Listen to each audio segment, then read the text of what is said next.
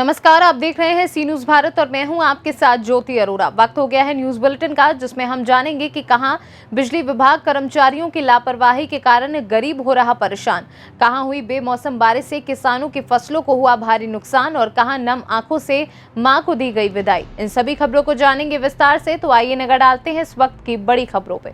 खबर उत्तर प्रदेश के जिला अमेठी विकासखंड शुक्ल बाजार अंतर्गत महोना के पूरे कौशल से है, जहां 4 साल तक कोई बिजली का बिल न आने के कारण उसके उपरांत बिजली विभाग के कर्मचारियों द्वारा नोटिस जारी कर दी गई। नोटिस पाने के बाद उपभोक्ता लगा रहा दफ्तरों का चक्कर और नहीं हो रही सुनवाई। बता दें कि यहां के रहने वाले हरि प्रसाद द्वारा सन 2016 में बिजली भुगतान इनके द्वारा किया गया था। उसके बाद से लेकर आज तक इनके मकान पर कोई भी विभाग के कर्मचारी नहीं पहुंचे और इनका नोटिस जारी कर दिया। नोटिस पाने के बाद इन्होंने प्रत्येक कर्मचारियों से पूछताछ की तो उसे तरफ से कोई जवाब नहीं मिला। इनका कहना है कि मेरे यूनिट के हिसाब से रीडिंग मीटर देख लिया जाए और उस मानक हिसाब से मैं बिल भुगतान करने के लिए तैयार हूँ। क्या है नाम आपका? हरि प्रसाद। ये क्या समस्या है आपकी? बिजली की लाइट की समस्या है। हमारे घर में बिल उल्टा सीधा आ गए। बिल 1,15,000 रोज मैं गाय पाँव रोज तो कोई मेरा सुनवाई नहीं करता। जबरदस्ती करते इतना बिल जमा करो। अब इसके पहले आपने भुगतान कर रखा था? हाँ, इसके पहले पूरा भुगतान है 2016 तक। 2016 तक पूरा भुगतान है। कितने दिन का बिल मेरा है? 4 साल का बिल बकाया है। 4 साल में जितना बकाया बिल हो जोड़ के हमसे लिया जाए। 4 साल में बीच में जमा किया था नहीं? नहीं, मेरे पास कोई रसीद नहीं आया, कोई प्रूफ दिया। यानी कि कोई बिल नहीं आया? कोई बिल नहीं आया, कोई प्रूफ दिया। सन 2016 के बाद आपके पास कोई बिल नहीं आया? कोई बिल नहीं आया। उसके बाद भी हमारे पास कोई सूचना या मेरे आरसी कार्ड दिया। आरसी काटने वाले उनको बहुत परेशान करते हैं। उनको पैसा जमा करो 25,000, 30,000, 40,000, 50,000 उनको चुटकला दिलाएंगे और उस पर कोई मान नहीं है। हमारे पिछला रिकॉर्ड कोई भी नहीं मानते। थाने बंद करने की धमकी दे के जाते हैं। आपने उच्च स्तर के अधिकारियों से शिकायत की? हाँ, बिजली विभाग की शिकायत किया, मेरा कोई सुनवाई नहीं कर रहा। क्या नाम है? अमेठी से सी न्यूज संवाददाता अकील अहमद की रिपोर्ट। गंगेश्वरी क्षेत्र में बेमौसम बारिश से किसानों की फसलों को भारी नुकसान हुआ है। बता दें कि रविवार की सुबह से ही मौसम ने अपना मिजाज बदल लिया था और पूरे दिन तगड़ी हवाओं के साथ बरसात हुई, जिससे किसानों की फसलों को भारी नुकसान हुआ। अमरोहा से सी न्यूज संवाददाता रामवीर की रिपोर्ट। आज ऊना में विश्व के सबसे बड़े राष्ट्रवादी स्वयंसेवी संगठन राष्ट्रीय स्वयंसेवक संघ ने राष्ट्रीय स्वयंसेवक संघ द्वारा आयोजित विजयदशमी उत्सव के भाग के रूप में मार्ग पर चल रहे स्वयंसेवकों का स्वागत किया। राष्ट्रीय स्वयंसेवक संघ सिखाता है कि हम जहां भी हों, हमें उस सेवा में शामिल होना चाहिए जहां आवश्यकता हो। गुजरात से सी न्यूज संवाददाता मयंक जोशी की रिपोर्ट। नरसिंहपुर जिले के बरहटा में विराजित मां भवानी की ममतामयी खूबसूरत मूर्ति को आज भावभीनी विदाई बरहटा से शुरू हुई। हजारों भक्तों की उपस्थिति में जैसे जैसे काफिला बढ़ता गया, नरसिंहपुर मुख्यालय पहुंचते पहुंचते लोगों की भीड़ बढ़ती चली गई। जिला प्रशासन ने माता रानी के विसर्जन के लिए बरमान में मां नर्मदा के किनारे स्थान सुनिश्चित किया है। वहीं भक्त चाहते थे कि नरसिंहपुर एवं करेली शहर के बीचों बीच से माता रानी नर्मदा के किनारे विसर्जन के लिए ले जाया जाए। पूरे देश में सोशल मीडिया पर तस्वीरें वायरल होने के बाद कई लाखों भक्त इन करुणा माई ममतामयी दुर्गा मां के दर्शन कर चुके हैं, पर अंतिम विदाई के दौरान लोगों की आंखों से आंसू छलक पड़े। नरसिंहपुर से सी न्यूज संवाददाता रमेश नेमा की रिपोर्ट। मेहर में भाजपा व्यापारी प्रकोष्ठ के प्रदेश संयोजक शरद अग्रवाल का नगर रविवार प्रातः आगमन हुआ। अग्रबंधुओं की सामाजिक संस्था संवेदना एवं मेहर व्यापारी कल्याण संघ द्वारा बाईपास पर श्री अग्रवाल की अगवानी की गई। तत्पश्चात स्थानीय सर्किट हाउस में पदाधिकारियों तथा अन्य गणमान्य नागरिकों के साथ बैठक ली गई। बैठक के उपरांत अग्रवाल ने मां शारदा मंदिर पहुंचकर ड्योढ़ी में माथा टेका। नगर के अग्रबंधुओं की संस्था संवेदना द्वारा महाराजा अग्रसेन चौक में महाराजा अग्रसेन की भव्य प्रतिमा के पूजन अर्चन उपरांत अग्रवाल का माता की चुनरी, महाराजा अग्रसेन के चित्र एवं श्रीफल द्वारा सम्मान किया गया। तत्पश्चात भोजन उपरांत श्री अग्रवाल रेगाव की ओर से प्रस्थान कर गए। मेहर प्रवास के दौरान मीडिया से चर्चा करते हुए अग्रवाल ने सभी व्यापारियों में एकजुटता पर बल दिया एवं कहा कि भाजपा व्यापारी प्रकोष्ठ सरकार एवं व्यापारियों के मध्य सेतु का कार्य करेगा। सतना से सी न्यूज संवाददाता कुलदीप द्विवेदी की रिपोर्ट। खेत में धान की कटी फसल को देखने गए किसान के खेत के ऊपर जा रही हाई टेंशन लाइन का तार टूटकर किसान के ऊपर गिर गया और किसान करंट की चपेट में आ गया। करंट की चपेट में आने से किसान झुलस गया। आनन फानन में परिजनों ने सीएचसी भर्ती कराया, जहां उसका उपचार चल रहा है। क्या नाम है आपको? राजेंद्र सिंह। क्या मामला है? तार टूट गया, जो धान देखने गए, धान कटे हुए थे। कौन गया था धान देखने? हैं? कौन गया था धान देखने? यही राम निवास। अच्छा, इनके ऊपर तार गिर गया, टूट गया। तार ने फेंक दिया, मेरी लाट चली गई। बदायूं से सीनू संवाददाता मोहम्मद शादान की रिपोर्ट। तेज रफ्तार वाहन चालकों को जानलेवा साबित हो रही है, लेकिन लोग यातायात नियमों का फिर भी पालन करते नजर नहीं आते।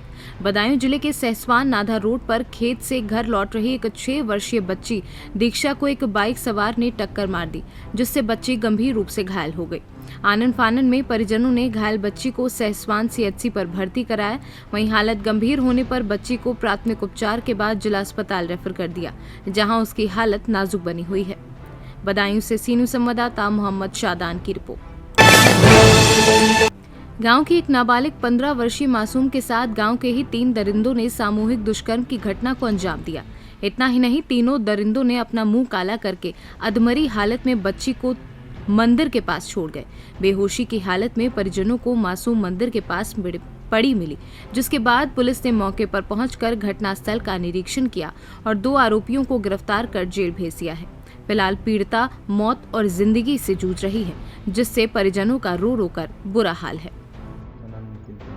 घटना हुई आपके हमारे यहाँ पे कंपनी हुई थी, उसी कंपनी की में वो जो अपने पापा को बुलाने गई थी लड़की, उसी वजह से वो लड़के जो वहाँ से ही उसके पीछे लग गए थे। हरिजनों में थे यहाँ चमारों से। क्या एक का नाम वो है प्रियांशु,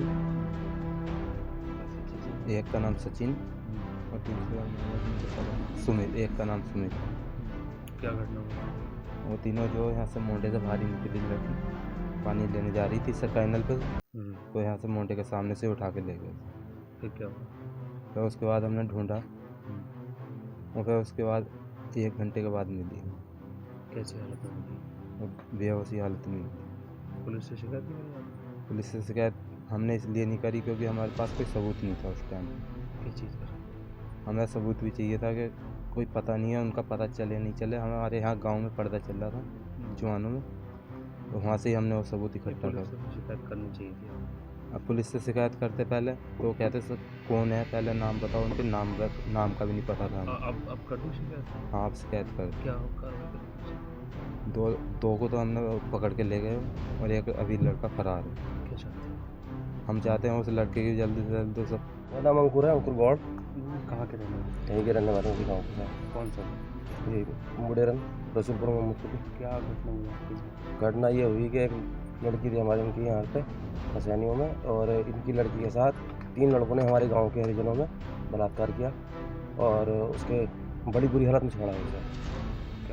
क्या हुआ फिर? पुलिस से शिकायत की? पुलिस से शिकायत की है इन्होंने, और उसमें पुलिस ने FIR भी दर्ज की है। 2 लोगों को गिरफ्तार करके जेल भेज दिया, 2 लड़कों को। एक लड़के के साथ पुलिस ने हमसाज हो गई है और गिरफ्तार नहीं कर दिया बिल्कुल भी। कई बार थाने जा चुके हैं। कौन है? प्रियांशु नाम का लड़का है गाँव का ही।